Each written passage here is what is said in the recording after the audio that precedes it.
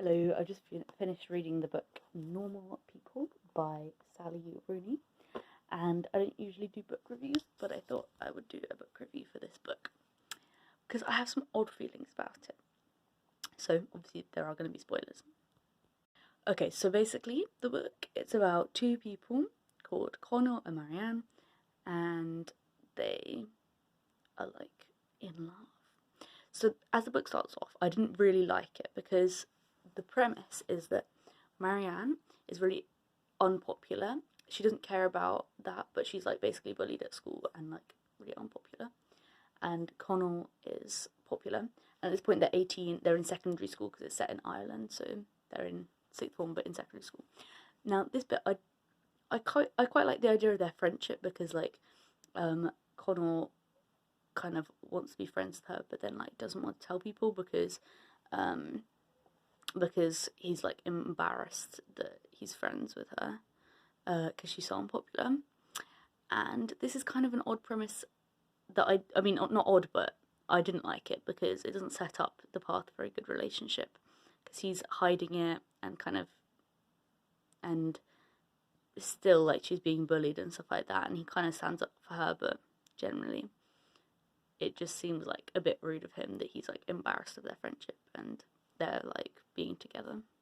But this I could like say, it's fine, they were kids, it's childish and stuff like that, so it's fine.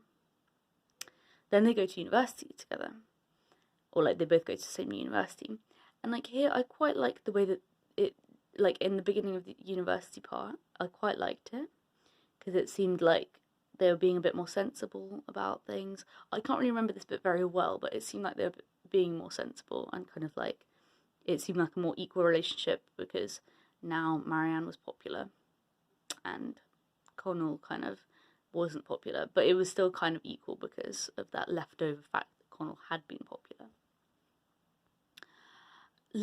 Then it moves on though, and later on in the university part of it,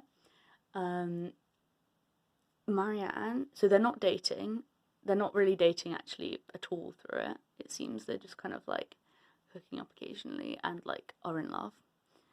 But Marianne like dates all of these guys who are kind of like they're kind of abusive and stuff like that. And she enjoys them like hurting her and stuff like that, or like enjoys, like it describes her as saying that like she feels really empty like during anything, like feels nothing towards any of these guys at all, and like constantly like still loves Connell. But at the end of the book, and like this bit I kind of like, that's where I kind of liked it in the middle, but like here I just started disliking it again. And basically how it ends is, or like kind of towards the end, what becomes clear is this is their relationship to each other. Connell only sees himself, it's described as like the only important thing in his life is that he would like die for Marianne and would kill for Marianne because he like threatens her brother who's kind of abusive, that he would kill him and stuff like that. And yeah, so Connell sees himself as like the only important thing in his life, or like the only kind of like thing that has been achieved in his life that is good, is having this kind of attitude to Marianne. Marianne feels like she is nothing without Connell. Like, she's like there's a bit here that explains how she sees it. Marianne's, oh wait, no, sorry. She thinks of Connell saying people are a lot more knowable than they think they are, but still he has something, so like Connell has something she lacks, an inner life that does not include the other person. So basically she's saying she feels like she literally has no personality apart from him. Well, like not personality, but like there's literally nothing there. Another thing that I really don't like is the kind of like, basically she feels that Connell owns her, and like Connell feels like he owns her, and like it's weird how this is mutual. Like I feel like if it was only from one side, then it could be like, okay, Marianne definitely has like some kind of unhealthy thing, like maybe as a result of like unhealthy mindset, maybe as a result of like always being unloved in secondary school and stuff like that, which I think definitely adds to it. But like the fact that Connell feels the same is like really a red flag in my opinion. Okay, so there's this bit that they're basically, this is like near the end of the book. It's been like a long time since they last like hooked up, and this is how it's described. So it's like she lies on her front and presses her face into the mattress, and he touches the back of her thigh with his hand. Her body is just an item of property, and though it has been handed around and misused in various ways, it has somehow always belonged to him, and she feels like returning it to him now. So that's, I guess, like from Marianne's point of view. So that's kind of weird. And I'll show you a bit from Connell's point of view as well, from earlier on in the book. So this is kind of, it's not exactly about the ownership thing, but it's similar. Okay, so this is earlier on in the book when Marianne is actually dating somebody who's abusive. But then they're lying in bed together because this guy just smashed something, and so yeah. The house is dark when they get back inside. In Connell's room, they undress down to their underwear. Marianne is wearing a white cotton bra that makes her breasts look small and triangular. They lie side by side under the quilt. He's aware that he could have with her now if he wanted to. She wouldn't tell anyone. He finds it strangely comforting and allows himself to think about what it would be like. Hey, he would say quietly, lie on your back, okay? And she would just obediently lie on her back. Like, okay, a bit weird. There's other ones, I can't really find bits, but there's like so many bits in the book that basically just like are from like Connell's perspective, saying that like he feels like he's owned her and stuff like that, or like owns her.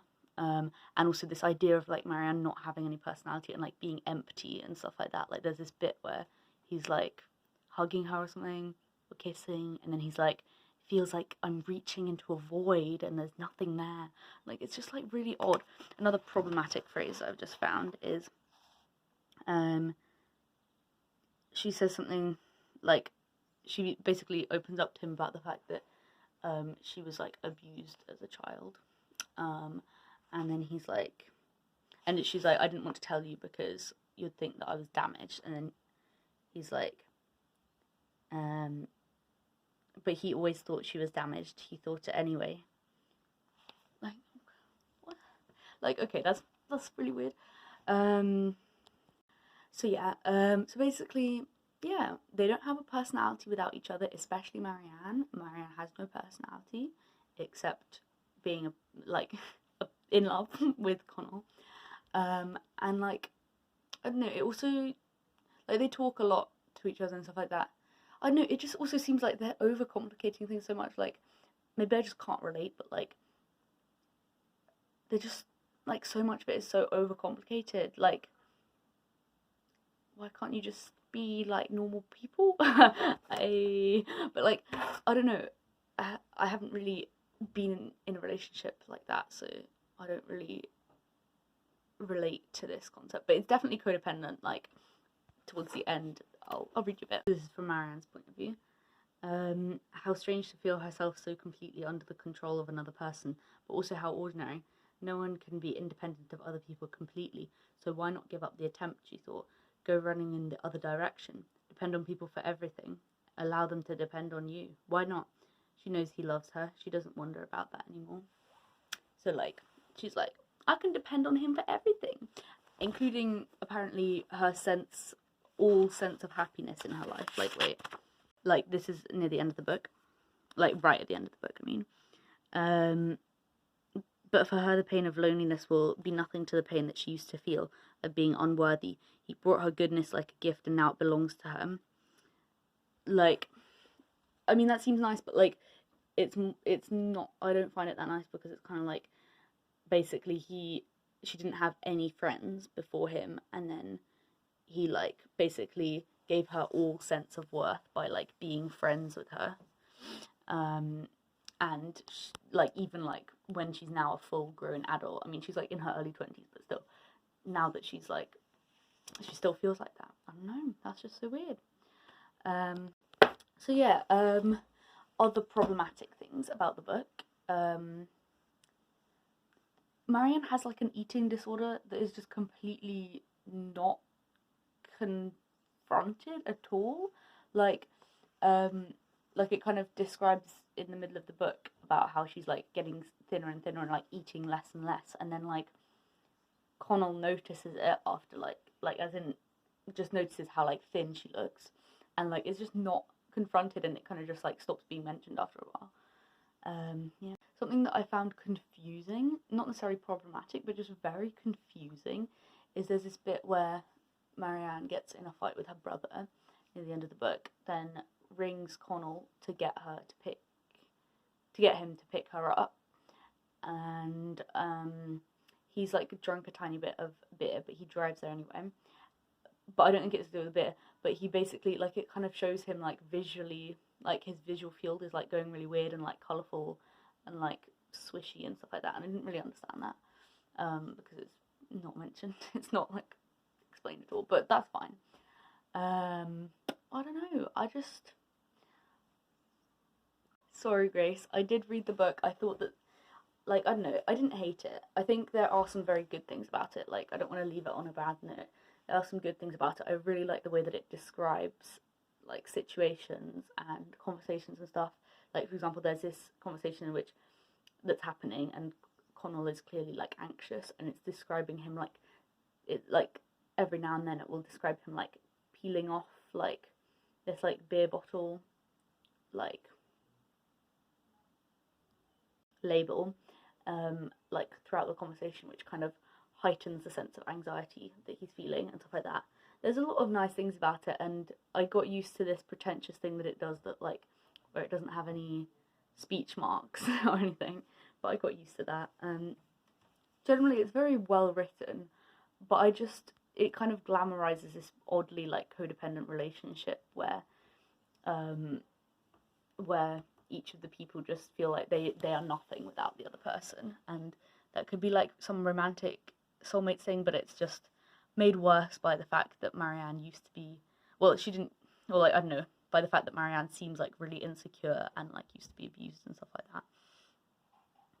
So yeah, I think I disagree with the whole soulmates trope as a whole, but like I think this was like not a good way to do it. Like, there might be good ways to pull it off, but this is not one of them. But thank you, Grace, for recommending it to me and lending it to me. It was an interesting read, and yeah, I don't know. I think, yeah, it definitely added something to my life. It was interesting. But I'll make sure to never get into a relationship like that. I'm sorry, Connell and Marianne. But yeah, and I'm sorry, Sally Rooney. Yeah, also, I don't understand the front cover. Like, why are they in a sardine tin? Looks cute, but I don't know. Bye. Oh wait, no, there's one more problematic thing. There's this bit that just like, they're like kissing or like hooking up or something, and it's from Connell's point of view, and it's like, her body is so thin and white beneath my hands. It's so nice. Like, bruh, what? Excuse me? Oh. Anyway, yeah.